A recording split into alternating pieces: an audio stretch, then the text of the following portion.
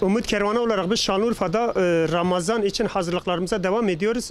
Fakir ve yetim ailelere inşallah biz hem gıda hem de et dağıtımını yapacağız. Bu vesileyle yüzlerce aileye ulaşmaya hazırlanıyoruz. Bizim hazırlıklarımız devam ediyor. Katkıda bulunan herkesten Allah razı olsun. Allahu Teala hayrını kat kat artırsın.